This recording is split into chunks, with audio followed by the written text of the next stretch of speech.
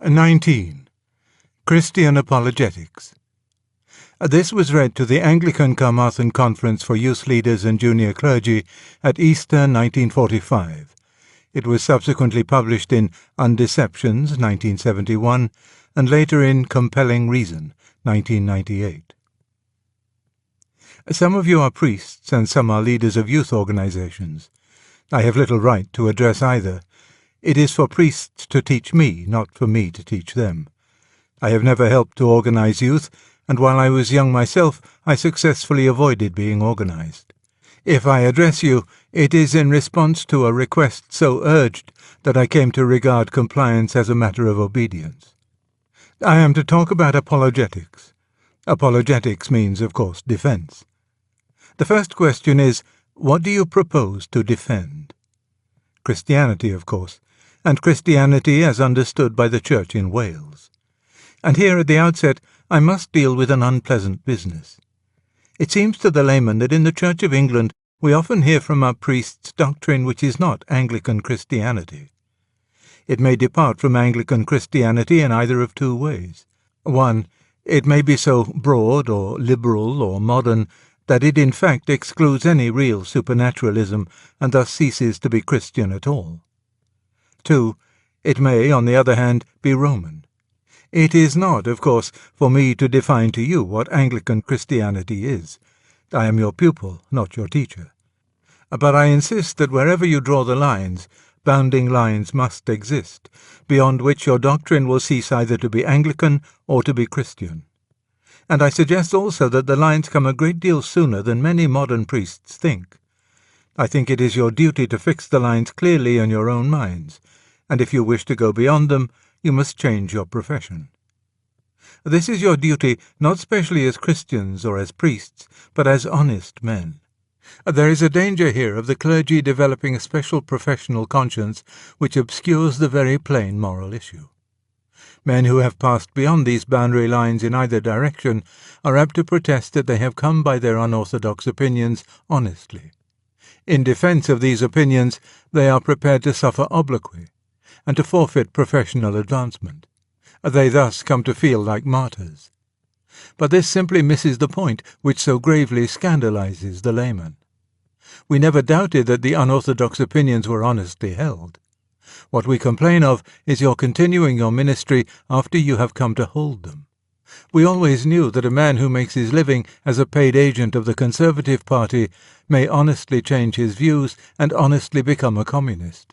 What we deny is that he can honestly continue to be a Conservative agent and to receive money from one party while he supports the policy of another. Even when we have thus ruled out teaching which is in direct contradiction to our profession, we must define our task still further. We are to defend Christianity itself, the faith preached by the apostles, attested by the martyrs, embodied in the creeds, expounded by the fathers. This must be clearly distinguished from the whole of what any one of us may think about God and man. Each of us has his individual emphasis. Each holds, in addition to the faith, many opinions which seem to him to be consistent with it and true and important. And so perhaps they are. But as apologists, it is not our business to defend them. We are defending Christianity, not my religion. When we mention our personal opinions, we must always make quite clear the difference between them and the faith itself.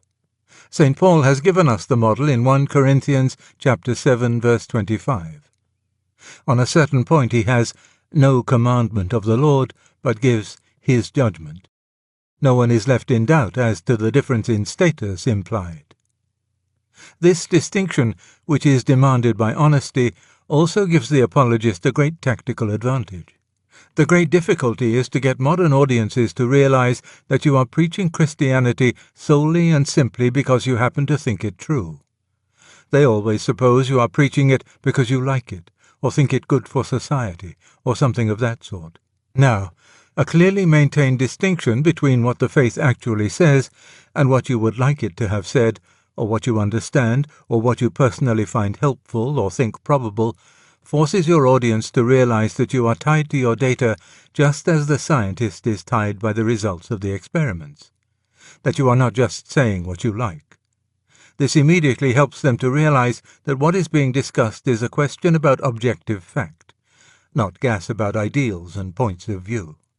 Secondly, this scrupulous care to preserve the Christian message as something distinct from one's own ideas has one very good effect upon the apologist himself. It forces him, again and again, to face up to those elements in original Christianity which he personally finds obscure or repulsive. He is saved from the temptation to skip or slur or ignore what he finds disagreeable. And the man who yields to that temptation will, of course, never progress in Christian knowledge. For obviously, the doctrines which one finds easy are the doctrines which give Christian sanction to truths you already knew.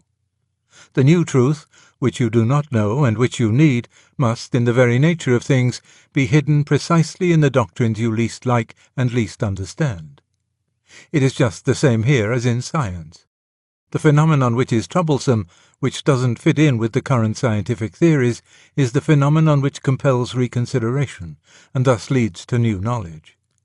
Science progresses because scientists, instead of running away from such troublesome phenomena or hushing them up, are constantly seeking them out. In the same way, there will be progress in Christian knowledge only as long as we accept the challenge of the difficult or repellent doctrines. A liberal Christianity, which considers itself free to alter the faith whenever the faith looks perplexing or repellent, must be completely stagnant. Progress is made only into a resisting material. From this, there follows a corollary about the apologist's private reading. There are two questions he will naturally ask himself. 1. Have I been keeping abreast of recent movements in theology? 2. Have I stood firm, super monstratus vias, amidst all these winds of doctrine? Ephesians chapter 4, verse 14. I want to say emphatically that the second question is far the more important of the two. Our upbringing and the whole atmosphere of the world we live in make it certain that our main temptation will be that of yielding to winds of doctrine, not that of ignoring them. We are not at all likely to be hidebound. We are very likely indeed to be the slaves of fashion. If one has to choose between reading the new books and reading the old, one must choose the old. And not because they are necessarily better, but because they contain precisely those truths of which our own age is neglectful. The standard of permanent Christianity must be kept clear in our minds, and it is against that standard that we must test all contemporary thought. In fact, we must at all costs not move with the times. We serve one who said, "Heaven and earth shall move with the times, but my words shall not move with the times." Matthew chapter 24, verse 35, Mark chapter 13, verse 31, Luke chapter 21, verse 33. I am speaking so far of theological reading. Scientific reading is a different matter. If you know any science, it is very desirable that you should keep it up. We have to answer the current scientific attitude towards Christianity, not the attitude which scientists adopted 100 years ago. Science is in continual change, and we must try to keep abreast of it. For the same reason, we must be very cautious of snatching at any scientific theory which, for the moment, seems to be in our favour. We may mention such things, but we must mention them lightly and without claiming that they are more than interesting. Sentences beginning, "Science has now proved," should be avoided. If we try to base our apologetic on some recent development in science, we shall usually find that just as we have put the finishing touches to our argument, science has changed its mind and quietly withdrawn the theory we have been using as our foundation stone. Timeo Danaeus et dona ferentes is a sound principle. While we are on the subject of science, let me digress for a moment. I believe that any Christian who is qualified to write a good popular book on any science may do much more good by that than by any directly apologetic work. The difficulty we are up against is this. We can make people often attend to the Christian point of view for half an hour or so. But the moment they have gone away from our lecture or laid down our article, they are plunged back into a world where the opposite position is taken for granted. Every newspaper, film, novel, and textbook undermines our work. As long as that situation exists, widespread success is simply impossible. We must attack the enemy's line of communication. What we want is not more little books about Christianity, but more little books by Christians on other subjects, with their Christianity latent. You can see this most easily if you look at it the other way round. Our faith is not very likely to be shaken by any book on Hinduism. But if, whenever we read an elementary book on geology, botany, politics, or astronomy, we found that its implications were Hindu, that would shake us. It is not the books written in direct defense of materialism that make the modern man a materialist. It is the materialistic assumptions in all the other books. In the same way, it is not books on Christianity that will really trouble him. But he would be troubled if, whenever he wanted a cheap, popular introduction to some science, the best work on the market was always by a Christian.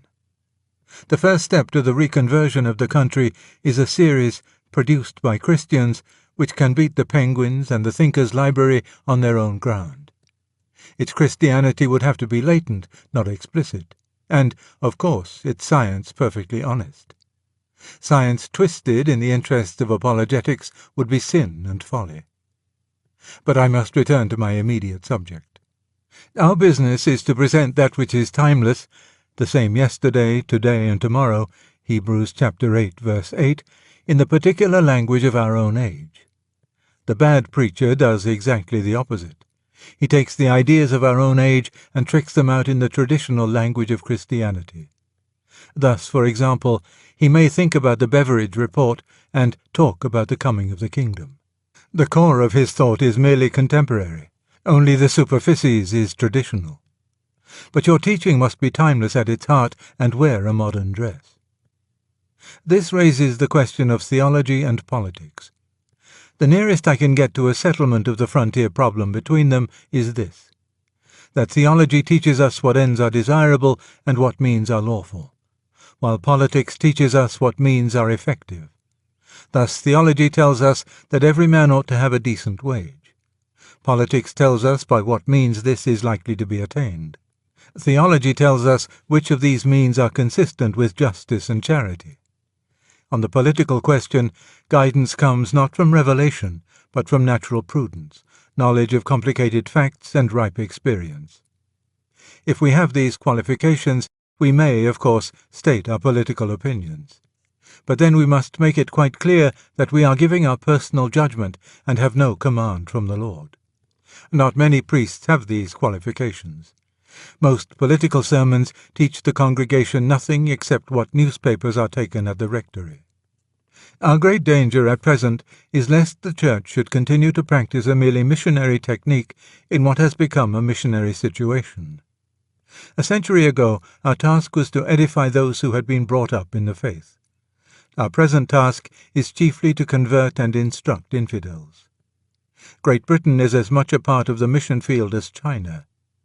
Now, if you were sent to the Bantus, you would be taught their language and traditions. You need similar teaching about the language and mental habits of your own uneducated and unbelieving fellow countrymen. Many priests are quite ignorant on this subject. What I know about it, I have learned from talking in RAF camps. They were mostly inhabited by Englishmen, and, therefore, some of what I shall say may be irrelevant to the situation in Wales. You will sift out what does not apply. 1. I find that the uneducated Englishman is an almost total skeptic about history. I had expected he would disbelieve the Gospels because they contain miracles, but he really disbelieves them because they deal with things that happened 2,000 years ago. He would disbelieve equally in the Battle of Actium if he heard of it. To those who have had our kind of education, his state of mind is very difficult to realize. To us, the present has always appeared as one section in a huge continuous process. In his mind, the present occupies almost the whole field of vision. Beyond it, isolated from it, and quite unimportant, is something called the old days, a small comic jungle in which highwaymen, Queen Elizabeth, knights in armour, etc. wander about. Then, strangest of all, beyond the old days comes a picture of primitive man. He is science, not history, and is therefore felt to be much more real than the old days. In other words, the prehistoric is much more believed in than the historic. 2. He has a distrust, very rational in the state of his knowledge, of ancient texts. Thus a man has sometimes said to me, "These records were written in the days before printing, weren't they? And you haven't got the original bit of paper, have you?" So what it comes to is that someone wrote something, and someone else copied it, and someone else copied that, and so on. Well, by the time it comes to us, it won't be in the least like the original.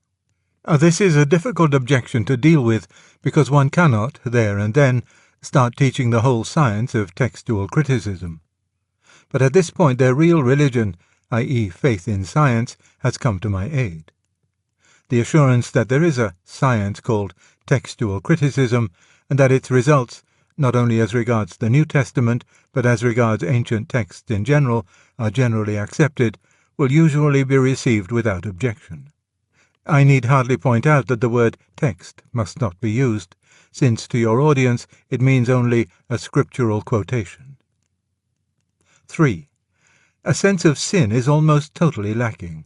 Our situation is thus very different from that of the apostles. The pagans, and still more the Metuentes, to whom they preached, were haunted by a sense of guilt, and to them the gospel was, therefore, good news. We address people who have been trained to believe that whatever goes wrong in the world is someone else's fault. The capitalists, the governments, the Nazis, the generals, etc. They approach God himself as his judges. They want to know not whether they can be acquitted for sin, but whether he can be acquitted for creating such a world. In attacking this fatal insensibility, it is useless to direct attention, A, to sins your audience do not commit, or B, to things they do but do not regard as sins. They are usually not drunkards. They are mostly fornicators, but then they do not feel fornication to be wrong. It is, therefore, useless to dwell on either of these subjects. Now that contraceptives have removed the obviously uncharitable element in fornication, I do not myself think we can expect people to recognize it as a sin until they have accepted Christianity as a whole. I cannot offer you a watertight technique for awaking the sense of sin. I can only say that, in my experience, if one begins from the sin that has been one's own chief problem during the last week, one is very often surprised at the way this shaft goes home. But whatever method we use, our continual effort must be to get their minds away from public affairs and crime and bring them down to brass tacks, to the whole network of spite, greed, envy, unfairness, and conceit in the lives of ordinary, decent people like themselves and ourselves. 4. We must learn the language of our audience. And let me say at the outset that it is no use at all laying down a priori what the plain man does or does not understand. You have to find out by experience. Thus, most of us would have supposed that the change from "may truly and indifferently minister justice" to "may truly and impartially" made that place easier to the uneducated. But a priest of my acquaintance discovered his sexton saw no difficulty in "indifferently." It means making no difference between one man and another, he said, but had no idea what "impartially" meant. On this question of language, the best thing I can do is to make a list of words which are used by people in a sense different from ours. Atonement does not really exist in a spoken modern English, though it would be recognized as a religious word. Insofar as it conveys any meaning to the uneducated, I think it means compensation. No one word will express to them what Christians mean by atonement. You must paraphrase. Being, noun, never means merely entity in popular speech. Often it means what we should call a personal being. E.g., a man said to me, "I believe in the Holy Ghost, but I don't think he is a being." Catholic means papistical. Charity means A. alms, B. a charitable organization, C. much more rarely, indulgence, i.e., a charitable attitude towards a man is conceived as one that denies or condones his sins, not as one that loves the sinner in spite of them. Christian has come to include almost no idea of belief, usually a vague term of approval. The question, "What do you call a Christian?" has been asked of me again and again. The answer they wish to receive is, A Christian is a decent chap who's unselfish, etc. Church means A. Sacred building, B. The clergy. Does not suggest to them the company of all faithful people. Generally used in a bad sense. Direct defence of the church is part of our duty, but use of the word church, where there is no time to defend it, alienates sympathy and should be avoided where possible. Creative now means merely talented, original. The idea of creation in the theological sense is absent from their minds. Creature means beast, irrational animal. Such an expression as, "we are only creatures," would almost certainly be misunderstood. Crucifixion, cross, etc. Centuries of hymnody and religious cant have so exhausted these words that they now very faintly, if at all, convey the idea of execution by torture. It is better to paraphrase, and, for the same reason, to say flogged, for New Testament scourged. Matthew chapter 27, verse 26, Mark chapter 15, verse 15, John chapter 19, verse 1.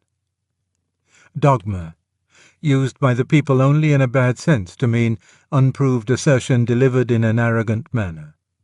Immaculate conception, in the mouth of an uneducated speaker, always means virgin birth. Morality means chastity. Personal.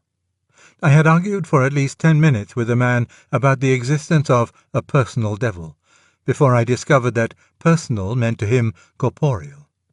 I suspect this of being widespread.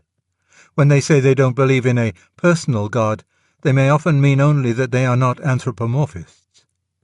Potential, when used at all, is used in an engineering sense. Never means possible. Primitive means crude, clumsy, unfinished, inefficient. Primitive Christianity would not mean to them at all what it does to you. Sacrifice has no associations with temple and altar. They are familiar with this word only in the journalistic sense. The nation must be prepared for heavy sacrifices. Spiritual means primarily immaterial, incorporeal, but with serious confusions from the Christian uses of pneuma. Hence the idea that whatever is spiritual, in the sense of non-sensuous, is somehow better than anything sensuous. E.g., they don't really believe that envy could be as bad as drunkenness. Vulgarity usually means obscenity or smut. There are bad confusions, and not only in uneducated minds, between A. the obscene or lascivious, what is calculated to provoke lust, B. the indecorous, what offends against good taste or propriety, C. the vulgar proper, what is socially low. Good people tend to think B as sinful as A, with the result that others feel A to be just as innocent as B. To conclude, you must translate every bit of your theology into the vernacular.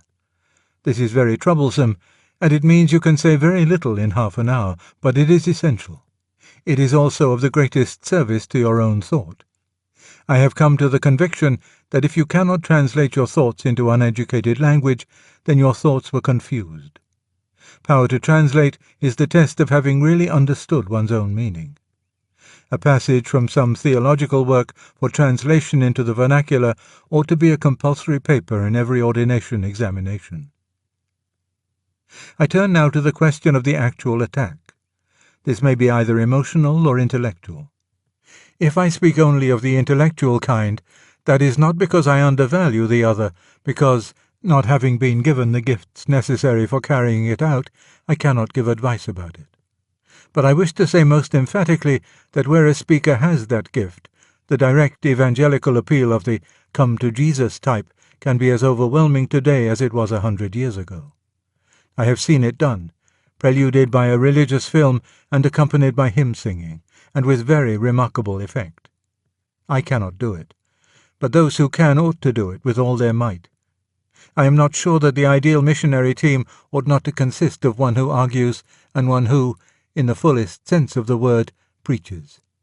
Put up your arguer first to undermine their intellectual prejudices, then let the evangelist proper launch his appeal.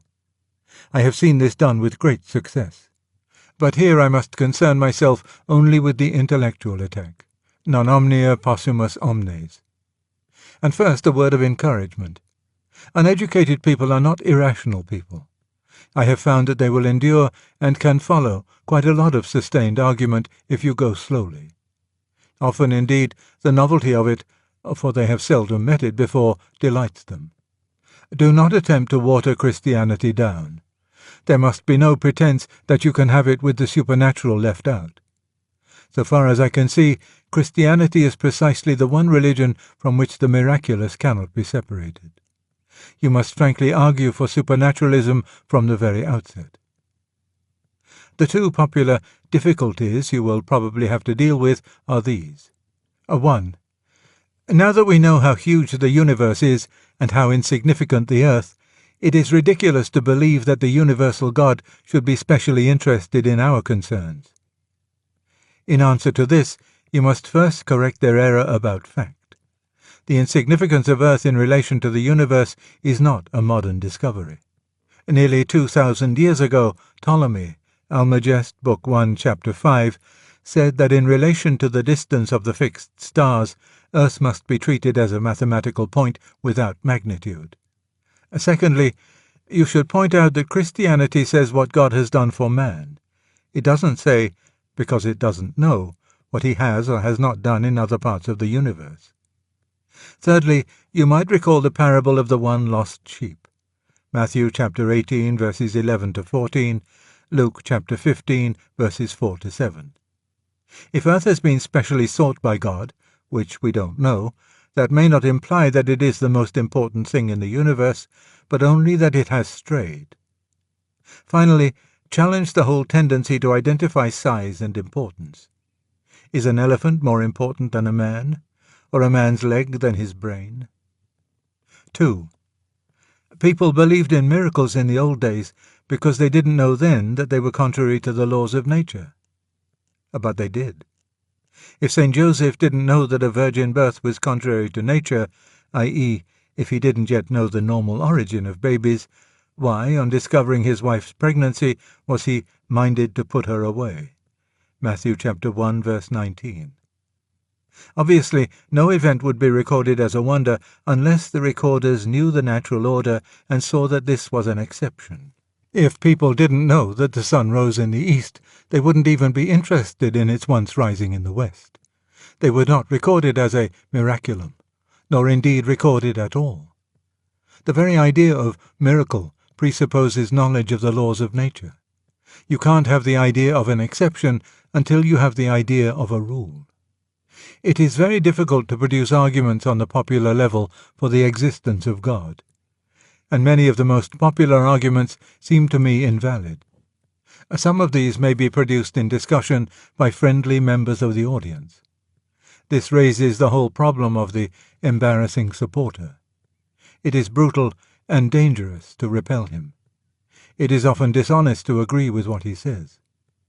I usually try to avoid saying anything about the validity of his argument in itself, and reply, "Yes, that may do for you and me, but I'm afraid if we take that line, our friend here on my left might say," etc., etc.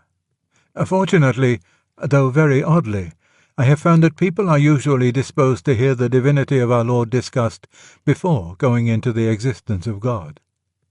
When I began, I used, if I were giving 2 lectures, to devote the first to mere theism, but I soon gave up this method because it seemed to arouse little interest. The number of clear and determined atheists is apparently not very large. When we come to the incarnation itself, I usually find that some form of the aut deus aut malus homo can be used. The majority of them started with the idea of the great human teacher, who was deified by his superstitious followers. It must be pointed out how very improbable this is among Jews, and how different to anything that happened with Plato, Confucius, Buddha, Muhammad. The Lord's own words and claims, of which many are quite ignorant, must be forced home. The whole case, on a popular level, is very well put indeed in Chesterton's Everlasting Man. Something will usually have to be said about the historicity of the Gospels. You who are trained theologians will be able to do this in ways which I could not. My own line was to say that I was a professional literary critic, and I thought I did know the difference between legend and historical writing. That the Gospels were certainly not legends. In one sense, they're not good enough. And that if they are not history, then they are realistic prose fiction of a kind which actually never existed before the 18th century. Little episodes such as Jesus writing in the dust, John chapter 8 verses 3-8, when they brought him the woman taken in adultery, which have no doctrinal significance at all, are the mark. One of the great difficulties is to keep before the audience's mind the question of truth. They always think you are recommending Christianity not because it is true, but because it is good. And in the discussion, they will at every moment try to escape from the issue, true or false, into stuff about a good society, or morals, or the incomes of bishops, or the Spanish Inquisition, or France, or Poland, or anything whatever. You have to keep forcing them back, and again back, to the real point. Only thus will you be able to undermine a. Their belief that a certain amount of religion is desirable, but one mustn't carry it too far. One must keep on pointing out that Christianity is a statement which, if false, is of no importance, and if true, of infinite importance. The one thing it cannot be is moderately important. B. Their firm belief of Article 18. Of course, it should be pointed out that, though all salvation is through Jesus, we need not conclude that he cannot save those who have not explicitly accepted him in this life.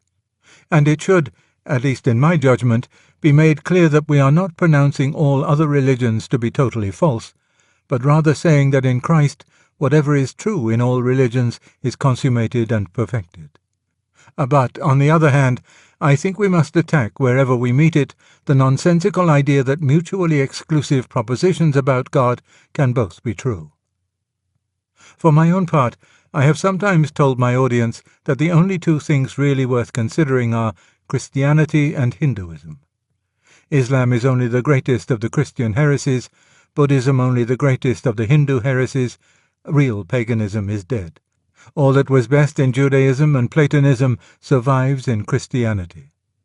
There isn't really, for an adult mind, this infinite variety of religions to consider. We may, salva reverentia, divide religions as we do soups, into thick and clear. By thick, I mean those which have orgies and ecstasies and mysteries and local attachments. Africa is full of thick religions. By clear, I mean those which are philosophical, ethical, and universalizing. Stoicism, Buddhism, and the ethical church are clear religions. And now, if there is a true religion, it must be both thick and clear. For the true God must have made both the child and the man, both the savage and the citizen, both the head and the belly. And the only two religions that fulfill this condition are Hinduism and Christianity. But Hinduism fulfills it imperfectly. A clear religion of the Brahmin hermit in the jungle and the thick religion of the neighboring temple go on side by side. The Brahmin hermit doesn't bother about the temple prostitution, nor the worshipper in the temple about the hermit's metaphysic. But Christianity really breaks down the middle wall of the partition.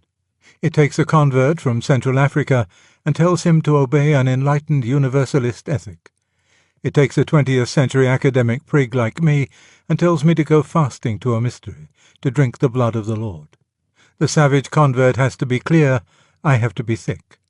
That is how one knows one has come to the real religion. One last word.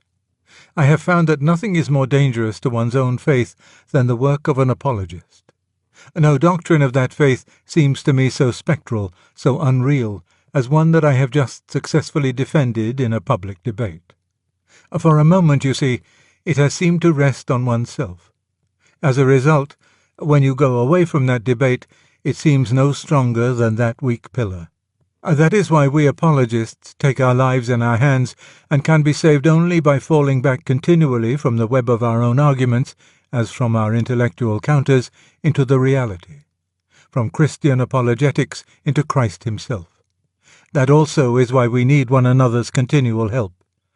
Oremus pro invicem.